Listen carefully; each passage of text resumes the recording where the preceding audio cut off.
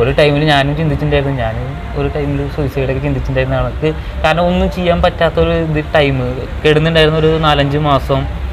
കാരണം ആ ടൈമിൽ നമുക്ക് കുറേ വിഷമങ്ങൾ മോളിക്ക് ഇങ്ങനെ വരൽ തുടങ്ങി. കാരണം ഇനി പറഞ്ഞ എല്ലാവരും കളിയാക്കും, കൂട്ടുകാരെ കളിയാക്കും. ഒരു എന്താ പറയുക, ഒരു അഫെയറിൻ്റെ പ്രശ്നങ്ങളായാലും പിന്നെ നമ്മുടെ ലൈഫ് ഇനി എന്താണെന്ന് ചിന്തിക്കുമ്പോൾ ഒന്നുമില്ല. പിന്നെ ഓരോരുത്തർ വന്ന് പറയണ വാക്കുകളിലൊക്കെ അപ്പോൾ അതിൽ നമ്മളിങ്ങനെ അട്ടിക്കട്ടിക്ക് കയറി വരികയാണ് നമ്മുടെ ഡിപ്രഷനും ടെൻഷനും കാര്യങ്ങളൊക്കെ. അതിൽ നിന്ന് ഫ്രീ ആയി വരാൻ കാരണം തന്നെ ഞാൻ ഫസ്റ്റ് കോളേജിൽ പോയി തുടങ്ങി. അതേ കോളേജിൽ തന്നെ പോയി, കൂട്ടുകാരുടെ കൂടെ പോയി, ലെഗ് വെച്ചിട്ട് പോയി, അവിടുന്ന് ട്രിപ്പ് പോയി. പിന്നെ പണ്ടത്തെ കാട്ടി ലൈഫ് സ്റ്റൈൽ മാറി. പണ്ടൊരു 4 മണി 5 മണിക്ക് കോളേജിൽ നിന്ന് തിരിച്ചു വന്നിട്ടുണ്ടെങ്കിൽ പിന്നെ 7 മണി 8 മണിയായി വീട്ടിലെത്താൻ തന്നെ. കാരണം പാറ്റേൺ മാറി, കൂട്ടുകാരുടെ കൂടെ ആയി. പിന്നെ മൊത്തം നമുക്ക് അതിൽ നിന്നാണ് നമുക്കൊരു ഫ്രീ കിട്ടണുള്ളൂ. അപ്പോൾ നമ്മളത് ചെയ്തുകൊണ്ടിരിക്കൽ തുടങ്ങി. അപ്പോൾ നമുക്ക് ഫ്രീ കിട്ടൽ തുടങ്ങി, നമുക്ക് ടെൻഷൻ മാറൽ തുടങ്ങി. ടെൻഷൻ കിട്ടാൻ എന്തും ചെയ്യൽ തുടങ്ങി.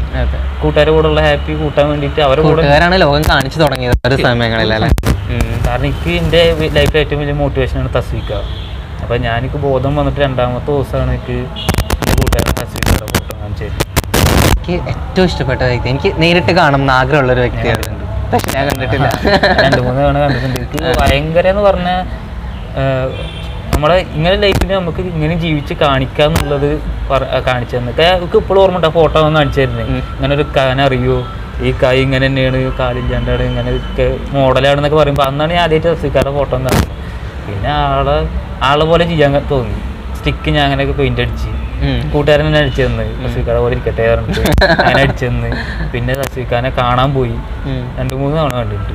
ആള് മെസ്സേജ് അയക്കും. എന്താ പറഞ്ഞ നേരിട്ട് കണ്ടപ്പോ തസ്വീക്ക ആള് പറയൊന്നും വേണ്ട, ആളെ കണ്ടാൽ തന്നെ നമുക്ക് ഒരു 100 ഇത് പറയും ഐശ്വര്യാണെന്ന് പറയാം.